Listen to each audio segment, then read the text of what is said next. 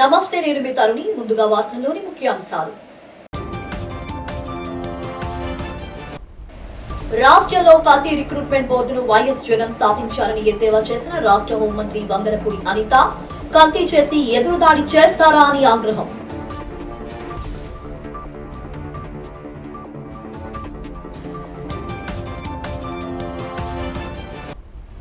క్రమశిక్షణతో చదివి ఉన్నత పదవులు చేపట్టాలని విద్యార్థులకు సూచించిన మాజీ ఉపరాష్ట్రపతి ఎం వెంకయ్య నాయుడు. వ్యాయామం, యోగాతో మనసును నియంత్రించుకోవాలని సూచన.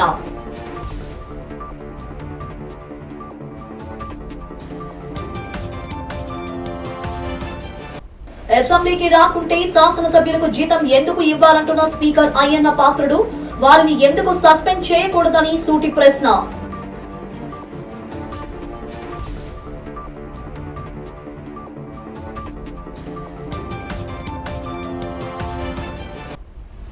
మనం భద్రతగా ఉన్నామని ప్రపంచానికి తెలియజేయాలంటున్న కేంద్ర మంత్రి రామ్మోహన్ నాయుడు. దేశాన్ని సురక్షితంగా ఉంచేందుకు అందరూ కృషి చేయాలని పిలుపు.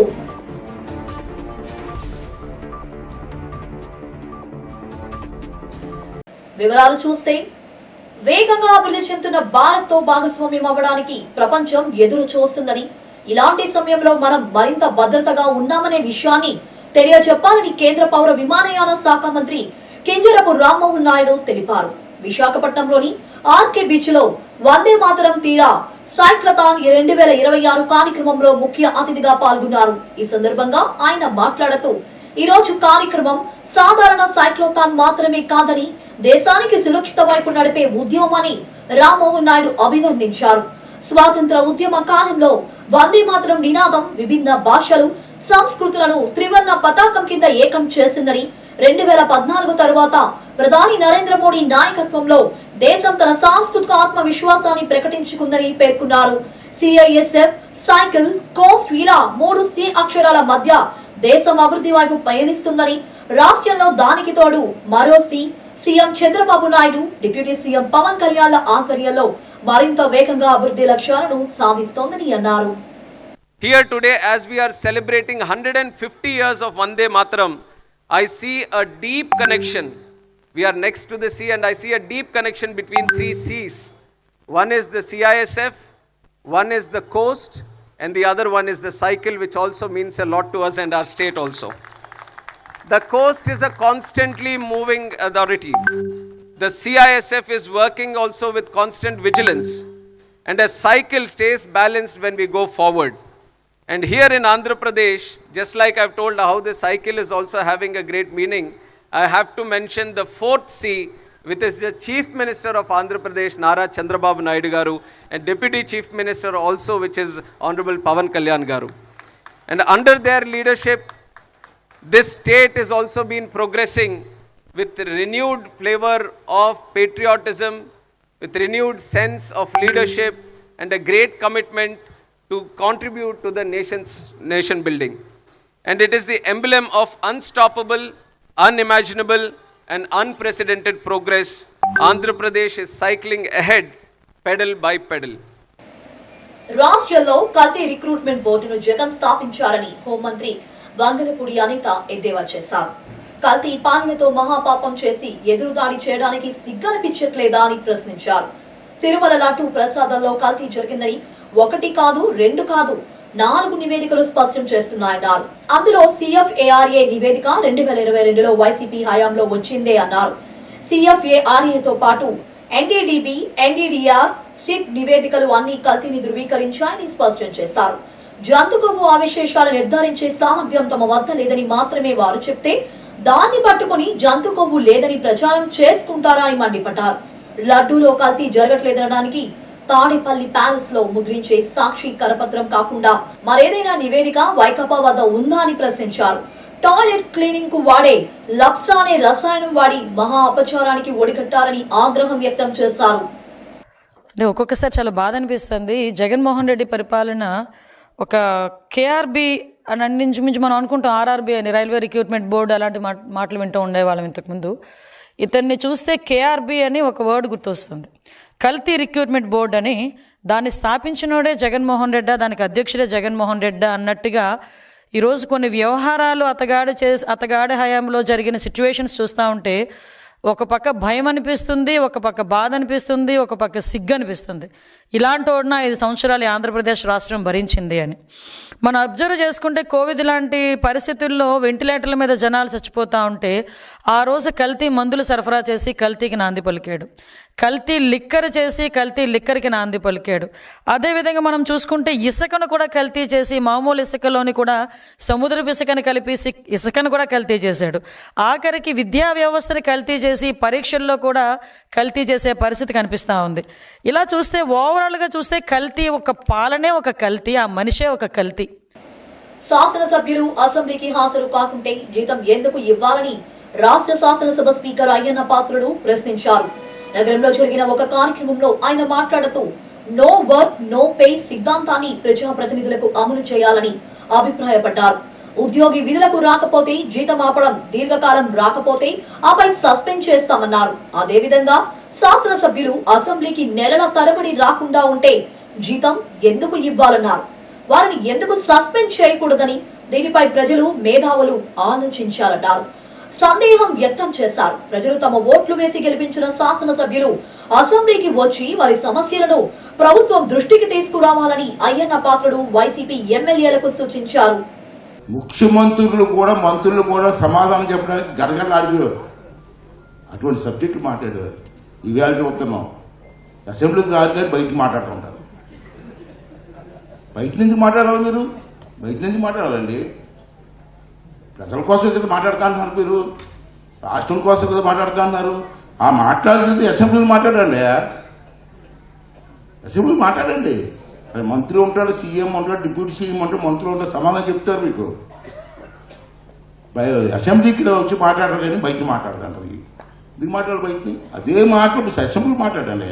నేను అవకాశం ఇస్తానని చెప్పాను, మరి ఇది రావట్లేదు అసెంబ్లీకి. ప్రసాద్ గారు మీలాంటి పెద్దలు కూడా ఆలోచించారు సార్. నాకు కూడా స్పీకర్ అయ్యి 2 years అవుతుంది. రాజ్యాంగం ఏంటి? ఈవేళ ఒక ఎంప్లాయీ ఉద్యోగం రాకపోతే సస్పెండ్ చేస్తున్నాం, జీతం ఇవ్వం. మరి ఎమ్మెల్యే అసెంబ్లీకి రాకపోతే జీతం ఎందుకు ఇవ్వాలి? ఇది నా పాయింట్. దీనికి నాకు ఆన్సర్ కావాలి సార్.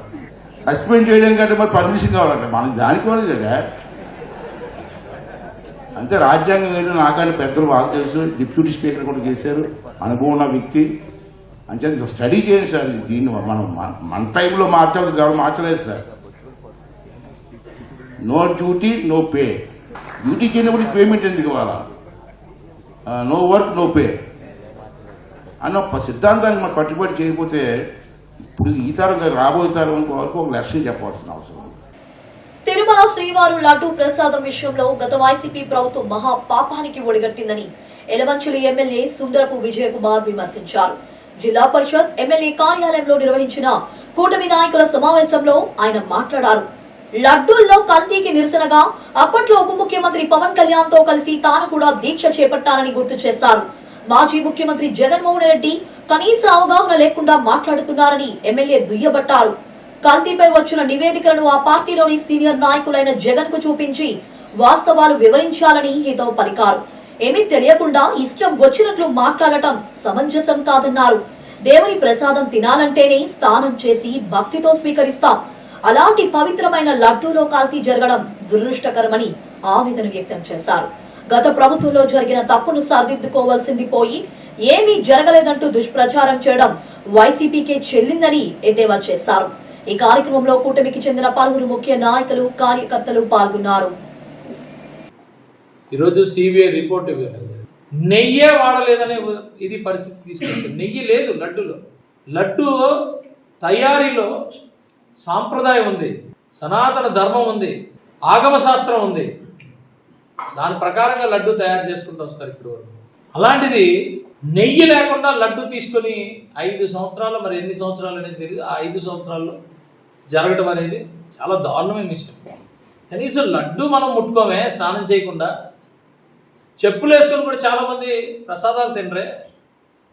నేను అడుగుతున్నాను, తప్పు జరిగిందా, పొరపాటు జరిగిందా, మీకు మీరు దాన్ని మళ్ళా ఒకసారి రివ్యూ చేసుకోవాలి వైఎస్ఆర్సీపీ పార్టీ. కానీ ఈరోజు ఏం చేస్తున్నారు, దాని మీద విపరీతమైన అబద్ధాలు చెప్తున్నారు. అదేంటి? సరే, జగన్మోహన్ రెడ్డి గారు ఆయనే బాధ్యత తీసుకోవాలి, ఆ పార్టీకి అధ్యక్షుడు అతనే, ఆ రోజు ముఖ్యమంత్రి అతనే, ఆయన బాధ్యత తీసుకోవాలి. ఆయన చేశారా, ఆయన చేయలేదా, ఆయనకి తెలిసి జరిగిందా, తెలియ జరిగిందా, అవన్నీ తర్వాత తెలుస్తాయి. కానీ బాధ్యత తీసుకోవాల్సింది అతనే. ఒకవేళ పొరపాటు జరిగిందా, తప్పు జరిగిందా, దాన్ని సరిదిద్దుకోవాలి. ఆ రోజు ఎలా జరిగింది మీరు ఓపెన్గా మీరు ఎంక్వైరీ చేయండి. ఎంక్వైరీలో ఎవరు తప్పు చేస్తే వాడిని మేము కూడా క్షమించమని అనాలి. కానీ దాన్ని మీరు డైవర్ట్ చేయడానికి రకరకాల నాటకాలు, కులాలు, మతాలు అన్ని మధ్యలోకి తీసుకొచ్చి మాట్లాడుతుంటే మీరు ఏమి డిసైడ్ చేద్దామని, ఏమి మీరు చెప్దాం అనుకుంటున్నారు నాకైతే అర్థం కాల.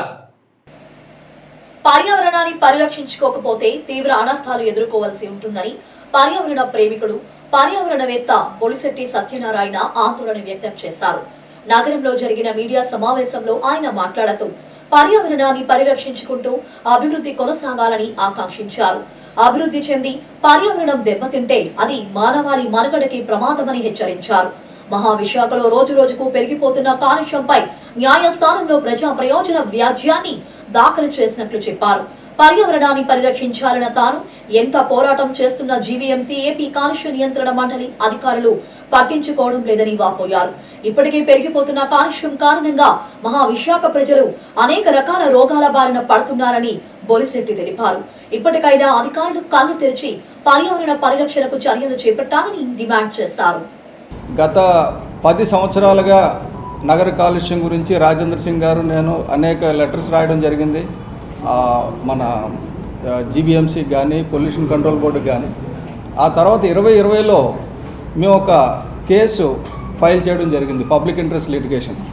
సో ఆ కేసు మా గురించి కాదు, విశాఖ ప్రజల గురించి. అందులో నేను కూడా ఉన్నాను కాబట్టి మా గురించి కూడా అనుకోవచ్చు. కానీ ఇది పబ్లిక్ ఇంట్రెస్ట్ లిటిగేషన్ ఫైల్ చేయడం జరిగింది.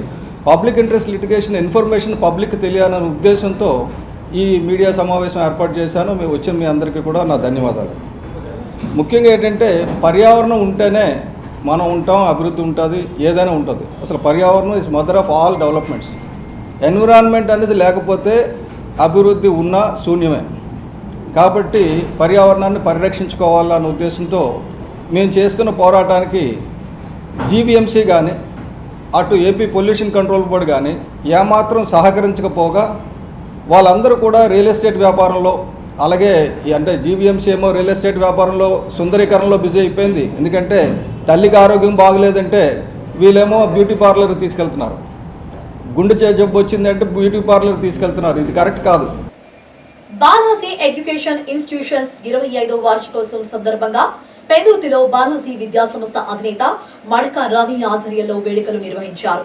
ఈ కార్యక్రమానికి ముఖ్య అతిథిగా మాజీ ఉపరాష్ట్రపతి వెంకయ్య నాయుడు హాజరయ్యారు. ముందుగా జ్యోతి ప్రజ్వలనతో కార్యక్రమం ప్రారంభించారు.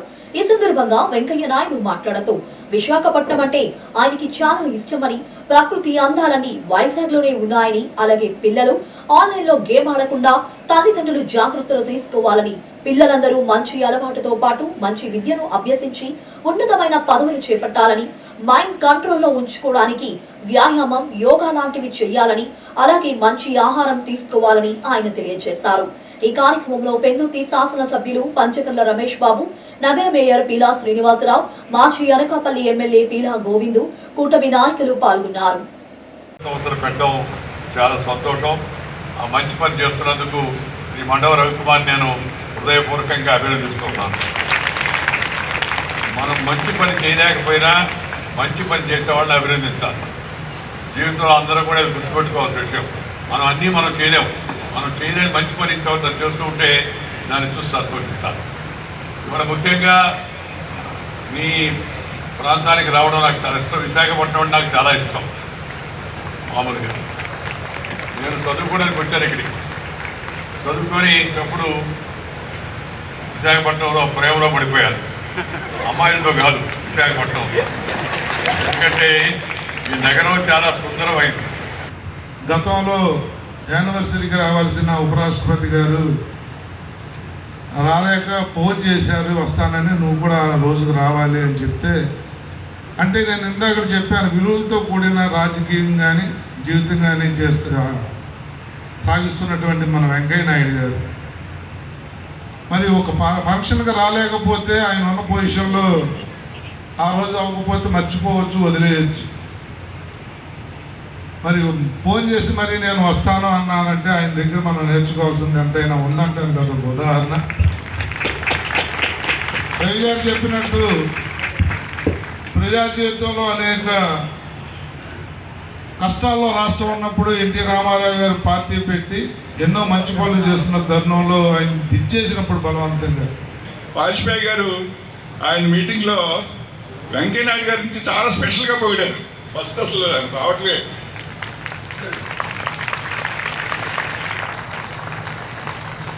చాలా నేను హైదరాబాద్లో ఎప్పుడు వెంకయ్యనాయుడు గారి మీటింగ్ ఉన్నా ఎలక్షన్ మీటింగ్ వెళ్ళేవాడిని. న్యూరోటాలజీలో అత్యాధునిక జ్ఞానాన్ని ఏకీకృతం చేయడమే ముఖ్య లక్ష్యమని వివిధ దేశాలకు చెందిన వైద్య నిపుణులు పేర్కొన్నారు. నగరంలోని ఓ రిసార్ట్స్ లో Asian super speciality ENT hospital ఆధ్వర్యంలో 3 రోజుల ఇంటిగ్రేటెడ్ బ్యాలెన్స్ ఫోరం ఇండియా ప్రపంచ సదస్సు ప్రారంభమైంది. ఈ కార్యక్రమానికి అతిథులుగా ప్రముఖ ఈఎన్టీ సర్జన్ డాక్టర్ ఉండవల్లి, ప్రపంచ ప్రఖ్యాతిగాంచిన పలువురు వైద్య నిపుణులు పాల్గొన్నారు. Doctor Michael Lacoro, professor Adolfo Bronstein, professor David G Baltimore, professor Don Gold, doctor Ramon Vandi Berg, professor Haider Alzarhan, doctor ఐనోవోడా సదస్సులో ప్రసంగించారు. ఈ సందర్భంగా వక్తలు మాట్లాడుతూ ఓటాలజీ, న్యూరోటాలజీలో అత్యాధునిక జ్ఞానాన్ని ఏకీకృతం చేయడం లక్ష్యమన్నారు. ఈ వేదిక ప్రపంచ నిపుణుల మధ్య సహకారాన్ని పెంపొందించి భాగస్వామ్య ఆవిష్కరణ ద్వారా వ్యక్తిగత సవాళ్లను పరిష్కరించడానికి దోహదపడుతుందని తెలిపారు. వెస్ట్యూబులర్ ఫిజియాలజీ, డయాగ్నోస్టిక్స్ టెక్నిక్లు, చికిత్స పురోగతులను పంచుకున్నారు. ఈ సదస్సులో ప్రపంచ వ్యాప్తంగా ఉన్న 300 మంది ప్రముఖులు పాల్గొన్నారు. ఇంటిగ్రేటెడ్ బ్యాలెన్స్ ఫోరం తాలూకా ఫస్ట్ యాన్యువల్ కాన్ఫరెన్స్ ఇప్పుడు 5వ తారీఖు నుంచి 8వ తారీఖు వరకు ఇక్కడ విశాఖపట్నంలో జరుగుతుంది. ఇంటిగ్రేటెడ్ బ్యాలెన్స్ అంటే ఈ వెట్టేగో అండ్ బ్యాలెన్స్ డిజార్డర్కి సంబంధించిన పేషెంట్స్ అందరినీ ట్రీట్ చేయడం కోసం ఎవరెవరు చూడాలి, ENT surgeons, neuro physicians, general physicians, cardiology, audiology people and physiotherapist, ఇంతమంది అందరినీ కలిపి ఒక చోటకి కలపడమే ఇంటిగ్రేటెడ్ బ్యాలెన్స్ ఫోరం తాలూకు ఉద్దేశం. దీనికి దేశ విదేశాల నుంచి 300 మంది డెలిగేట్స్ వచ్చారండి. సో ఇది 4 రోజులు జరుగుతుంది. ఈ మీటింగ్ తర్వాత చాలామందికి పేషెంట్స్కి ఇక్కడ నుంచి వచ్చిన జ్ఞానం ద్వారా మిగతా డాక్టర్స్ అందరూ పేషెంట్కి చాలా మేలు చేకూరుస్తారని అనుకుంటున్నాం. ఏషియన్ ఈఎన్టీ హాస్పిటల్ గత 10 సంవత్సరాల నుంచి చెవి ఆపరేషన్కైనా, ముక్కు ఆపరేషన్కైనా విశాఖపట్నం పరిసర ప్రాంతాల్లోనే ప్రథమ స్థానంలో ఉంది. అలాగే ఈ బ్యాలెన్స్ రిలేటెడ్ డిజార్డర్స్ వెట్టైగో కోసం ఉన్న ఏకైక ఆసుపత్రి గత 8 సంవత్సరాల నుంచి ఈ పేషెంట్లందరికీ కూడా విపరీతమైన సేవలు అందిస్తున్నాం. ముస్లింలకు నిర్వహించిన ఉచిత న్యాయ సలహా శిబిరానికి విశేష స్పందన రావడం పట్ల ముస్లిం వెల్ఫేర్ సొసైటీ అధ్యక్షులు హైదర్ అలీ సింకా హర్షం వ్యక్తం చేశారు. నగరంలోని హోటల్లో నిర్వహించిన ఈ శిబిరంలో ముస్లింలకున్న సమస్యలపై ఈ శిబిరంలో ముస్లిం న్యాయవాదులు న్యాయ సలహాలను ఉచితంగా అందజేశారు. అదేవిధంగా పలువురు ముస్లింలకున్న సమస్యలను న్యాయవాదులు తమ సమక్షంలో పరిష్కరించారు. ఈ సందర్భంగా హైదర్ అలీ సింఘా మాట్లాడుతూ పలువురు ముస్లిం దంపతుల మధ్య ఉన్న సమస్యలు ఈ శిబిరంలో పరిష్కారమయ్యాయని తెలిపారు. అదేవిధంగా పలు కేసులు, సమస్యలకు సంబంధించి న్యాయవాదులు సలహాలను అందజేశారని చెప్పారు.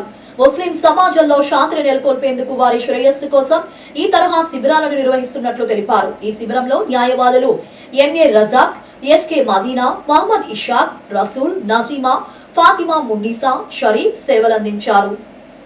ముస్లిం వెల్ఫేర్ సొసైటీ తరఫున మేము లాయర్ల బృందం చేత ఒక కమ్యూనిటీ ఏర్పాటు చేసి ఇవాళ అబ్బాయిలు అమ్మాయిలకి పెళ్ళైన తర్వాత 4 సంవత్సరాలు 5 సంవత్సరాల్లోని అత్త కొట్టిందని, మామ తిట్టాడని, వాళ్ళ భర్త ఏదో అన్నాడని చెప్పి ఇద్దరు ఇండిపోతున్నారు.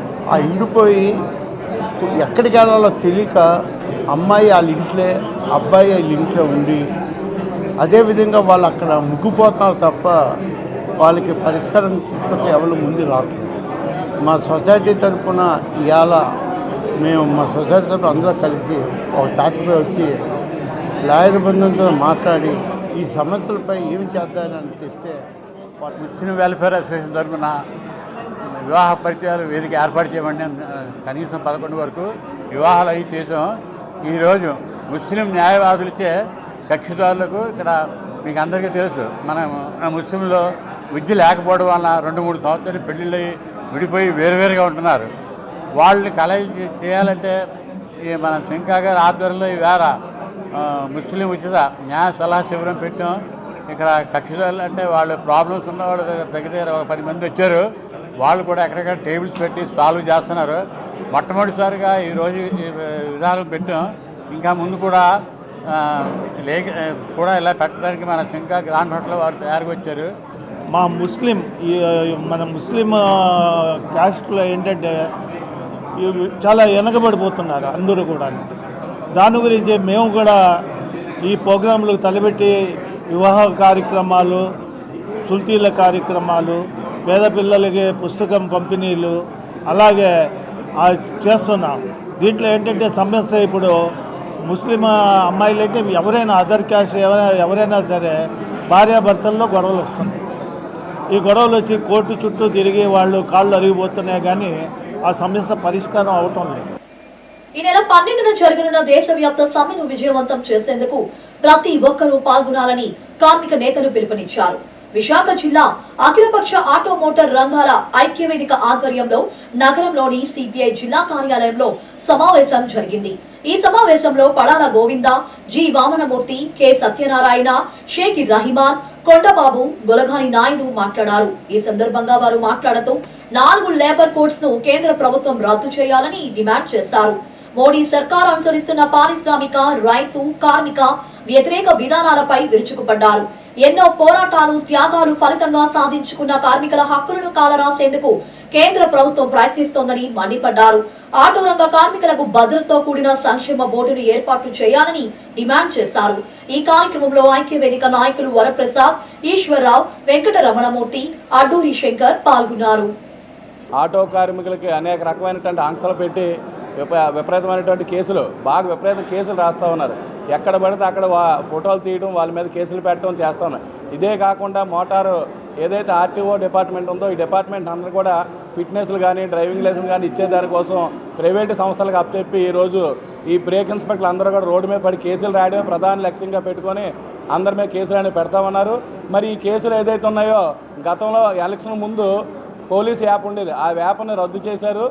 కేంద్రంలో బీజేపీ ప్రభుత్వం, రాష్ట్రంలో కూటమి ప్రభుత్వం అనుసరిస్తున్నటువంటి ఆటో డ్రైవర్స్ అండ్ మోటార్ కార్మిక వ్యతిరేక విధానాలకు వ్యతిరేకంగాను కేంద్ర ప్రభుత్వం ఏకపక్షంగా తీసుకొచ్చినటువంటి 4 లేబర్ కోడ్లు రద్దు చేయాలని, రైతులకు గిట్టుబాటు ధరలు ఇవ్వాలనేటువంటి ప్రధానమైన డిమాండ్లతోటి ఫిబ్రవరి 12వ తారీఖు నాడు దేశవ్యాప్తంగా జరుగుతున్నటువంటి డిగ్రీ పూర్తి చేసిన విద్యార్థులకు విదేశాల్లో ఉన్నత విద్య కోసం దిశానిర్దేశం చేసే సదస్సులో ఎంతో అవసరమని పైడా విద్యా సంస్థల అధినేత పైడా కృష్ణప్రసాద్ అన్నారు.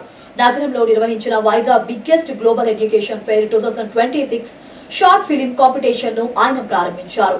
ఈ సందర్భంగా పైడా కృష్ణప్రసాద్ మాట్లాడుతూ భవిష్యత్తులో ఇలాంటి సదస్సుల ద్వారా విద్యార్థులు విదేశాలలో అందుబాటులో ఉండే ఉన్నత విద్య వైపే పూర్తిగా అవగాహన కలుగుతుందన్నారు. భవిష్యత్తులో ఇలాంటి సదస్సులు నిర్వహించాల్సిన అవసరం ఉందన్నారు.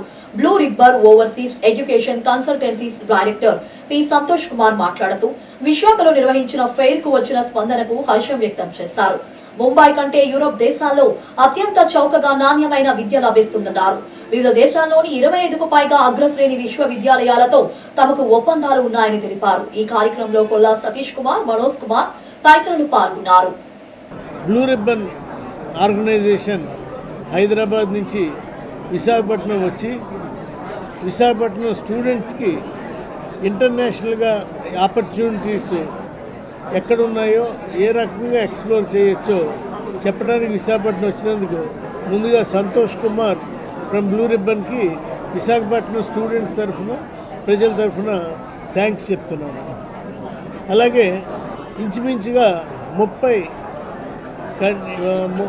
ఆర్గనైజేషన్స్ నుంచి రిప్రజెంటేటివ్స్ని డిఫరెంట్ యూనివర్సిటీస్ నుంచి డిఫరెంట్ కంట్రీస్ నుంచి అలాగే ప్లేస్మెంట్ ఆఫీసర్స్ని తీసుకొచ్చినందుకు ఇక్కడ స్టూడెంట్స్ అందరూ విశాఖపట్నం స్టూడెంట్స్ అందరూ కూడా వచ్చి ఈ ఆపర్చునిటీని ఉపయోగించుకుని డిగ్రీ పూర్తయిపోయిన తర్వాత వాళ్ళు ఏమి చేయాలి నెక్స్ట్, ఎందులో వాళ్ళ కెరీర్ని ఏ రకంగా మలుచుకోవాలి అని చెప్పి డిగ్రీ పూర్తయిన తర్వాత తెలుసుకోవడానికి ఈ యొక్క అవకాశం చాలా ఉపయోగపడుతుంది వాళ్ళకి.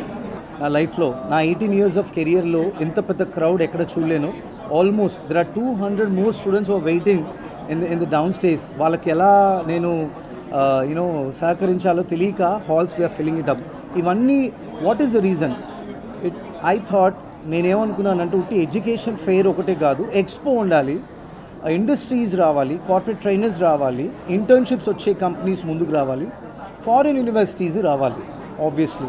So I'm Santosh Kumar Pabba, director for Blue Ribbon Overseas, Blue Ribbon Immigration and Blue Ribbon Global Technology group of companies. I am na 18 years of career lo we have done 16,000 visas chesamu, student visas and immigration separate ga.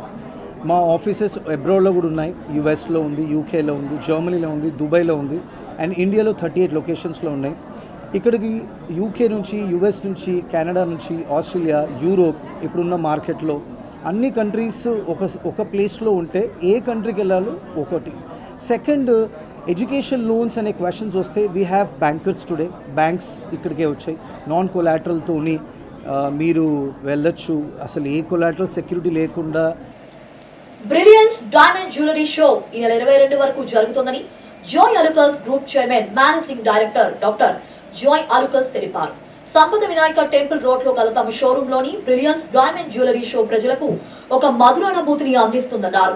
వినియోగదారుల అందం, వ్యక్తిత్వం ఉట్టిపడేలా అత్యుత్తమ కళాత్మక డిజైన్లతో diamond jewellery అందుబాటులో ఉందన్నారు. ఈ షోలో ₹1,00,000 కంటే ఎక్కువ విలువైన డైమండ్ జ్యువెలరీ కొనుగోలు చేసిన వినియోగదారులకు ఉచితంగా ఓ బంగారు నాణం అందిస్తున్నామని చెప్పారు. అత్యంత నాణ్యమైన, అద్భుతమైన డిజైన్లలో అందుబాటులో ఉన్న డైమండ్ జ్యువెలరీ సోను ప్రజలు ఆదరించాలని జ్యువెలర్స్ కోరారు. So still 22nd, that 17 days it is amazing exhibition is going on. You'll get different collection from different countries and large collections of the diamond collections and entire lightweight to the trendy collections, everything available here. And every 1 lakh purchase you'll get gold coin absolutely free. And there is a 40% discount for making charge, entire making charges. So please come and visit and experience to Vizag people. Thank you. మనకి విశాఖపట్నంలో మన జాయ్ అలుకాస్లో brilliant diamond jewellery show అనేది ఈ రోజు నుంచి start చేయడం జరిగింది. సో మనకి ఈ షోలో ఏంటంటే మనకి ఎక్స్క్లూజివ్గా వరల్డ్ వైడ్ ఉన్న కలెక్షన్స్ అన్నీ మనం ఈ జ్యువెలరీలో మన జాయ్ అలుకాస్లో ఎగ్జిబిట్ చేయడం జరిగింది. ఈచ్ అండ్ ఎవ్రీ ప్రోడక్ట్ కూడా ఒక ప్రత్యేకమైన యూనిక్నెస్ కలిగి ఉన్న ప్రోడక్ట్స్ అనమాట. ఇక్కడ మనం డిస్ప్లే చేసిన ప్రతి ప్రోడక్ట్ కూడా అన్ని జనరేషన్స్కి సంబంధించింది. యంగ్ జనరేషన్స్ కానీ, లేకపోతే బ్రైడల్ కానీ, లేకపోతే ఓల్డ్ జనరేషన్స్ కానీ, అన్ని జనరేషన్స్కి ఏంటంటే each and every product exclusive products అనమాట. మెయిన్ ఏంటంటే మనకి జనవరి, ఫిబ్రవరి నుంచి మన మ్యారేజ్ సీజన్ అనేది స్టార్ట్ అయింది. ఈచ్ అండ్ ఎవ్రీ ప్రోడక్ట్ కూడా బ్రైడల్ ప్రోడక్ట్స్ కూడా మనకి తక్కువ మినిమం 10,000 నుంచి 1 CR వరకు ఉన్న ఆర్నమెంట్స్ అన్నీ కూడా మనం ఇక్కడ డిస్ప్లే చేయడం జరిగింది. ఈ ఆఫర్ అనేది ఏంటంటే మనకి ఈ డైమండ్ బ్రిలియంట్ జ్యువెలరీ స్టార్ట్ చేయడంతో మనకి ఏంటంటే టిల్ ఫిబ్రవరి 22nd వరకు మొత్తం 17 days అనేది ఈ ఆఫర్ అనేది ఇక్కడ ఎక్స్క్లూజివ్గా మన జాయ్ అలుకాస్ విశాఖపట్నం బ్రాంచ్లో మాత్రమే చేయడం జరుగుతుంది. సో ఈ ఆఫర్ని అందరూ ఉపయోగించుకోవాలని మేము ధన్యవాదాలు తెలుపుకుంటున్నాం. మెయిన్ ఏంటంటే మనకి ఇక్కడ పర్చేస్ చేసినందుకు కానీ ఎవ్రీ 1 lakh పర్చేస్ చేస్తే వాళ్ళకి ఏదంటే డైమండ్ కానీ, అన్కట్ డైమండ్ కానీ పర్చేస్ చేసిన వాళ్ళకి గోల్డ్ కాయిన్ కూడా మనం ఫ్రీ ఇస్తున్నాం. తెలుగు భాష పరిరక్షణకు, అభివృద్ధికి మండలి వెంకట కృష్ణారావు చేసిన సేవలను రాష్ట్ర శాసనసభ స్పీకర్ చింతకాయల అయ్యన్న పాత్రుడు కొనియాడారు. Visakha music and dance academy, writers academy, Gandhi centre, Gandhi Kalakshetram సంయుక్త ఆధ్వర్యంలో కృష్ణారావు శత జయంతి వేడుకలు జరిగాయి. కళాభారతి ఆడిటోరియంలో జరిగిన వేడుకల్లో ముఖ్య అతిథిగా అయ్యన్న పాత్రుడు పాల్గొన్నారు. ఈ సందర్భంగా ఆయన మాట్లాడుతూ ప్రపంచ తెలుగు మహాసభలను తొలిసారిగా తెరపైకి తెచ్చుకున్న వ్యక్తి కృష్ణారావు అని గుర్తు చేశారు. నిరంతరం తెలుగు భాషాభివృద్ధికి, పరిరక్షణకు కృష్ణారావు పరితపించేవారని చెప్పారు. ప్రతి ఒక్కరూ తమ మాతృభాష పరిరక్షణకు కృషి చేయాల్సిన అవసరం ఉందని అయ్యన్న గుర్తు చేశారు. ప్రపంచ తెలుగు మహాసభలు స్టార్ట్ చేసి తెలుగు వారిని అందరినీ కూడా ఒక తాటి మీద తీసుకురావాలని ప్రయత్నం చేసి మన తెలుగు భాషను కూడా ప్రచారం చేయడం కోసం, అందరికీ చెప్పడం కోసం చేసిన ప్రయత్నం చిన్న విషయం కాదు. ఆ రోజు అతను వేసిన పునాదే ఈరోజు మనం నడిపిస్తున్నాం. మనం వేసింది కాదు పునాది. ఆ పునాది మీద ఇటుకలు పేర్చడానికి ప్రయత్నం చేస్తున్నాం తప్పించి పునాది వేసింది ఆ పెద్ద ఆయన. ఇవాళ ఏ డిపార్ట్మెంట్ ఫెయిల్ అయినా పర్లేదండి, ఎడ్యుకేషన్ డిపార్ట్మెంట్ కూడా ఫెయిల్ అవ్వడానికి వీల్లేదు. ఎడ్యుకేషన్ కోసం వారు చేసిన తపన, వారు ఇచ్చిన స్పీచెస్ కానీ అతను చేసిన కార్యక్రమాలు చూస్తే ఆశ్చర్యపోతూ ఉంటాం. ఈ రాబోయే తరంలో ఇప్పుడు ఉన్నటువంటి ఎడ్యుకేషన్ మినిస్టర్స్ కూడా వాళ్ళని ఫాలో అవ్వాలండి. ఫాలో అయిన తర్వాత అతను చేసిన పార్టీని ఇంకా ముందుకు నడిపించడం కోసం ప్రయత్నం చేయాలి. చాలామంది మహానుభావులు రాజకీయాల్లోకి వచ్చారు గత పూర్వం, ఎంతోమంది ఉన్నారు నాకు తెలిసి. బులెటిన్ ముగించే ముందు హెడ్లైన్స్ మరోసారి. రాష్ట్రంలో కల్తీ రిక్రూట్మెంట్ బోర్డును వైఎస్ జగన్ స్థాపించారని ఎద్దేవా చేసిన రాష్ట్ర హోంమంత్రి వంగలపూడి అనిత, కల్తీ చేసి ఎదురుదాడి చేస్తారా అని ఆగ్రహం.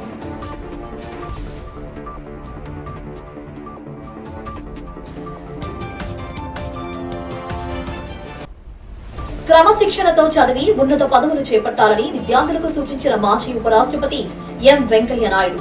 వ్యాయామం, యోగాతో మనసును నియంత్రించుకోవాలని సూచన.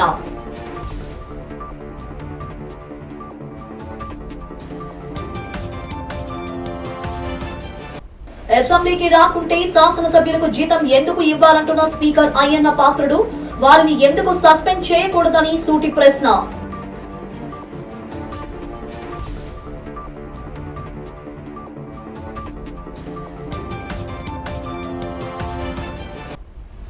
మనం భద్రతగా ఉన్నామని ప్రపంచానికి తెలియజేయాలంటున్న కేంద్ర మంత్రి రామ్మోహన్ నాయుడు. దేశాన్ని సురక్షితంగా ఉంచేందుకు అందరూ కృషి చేయాలని పిలుపు.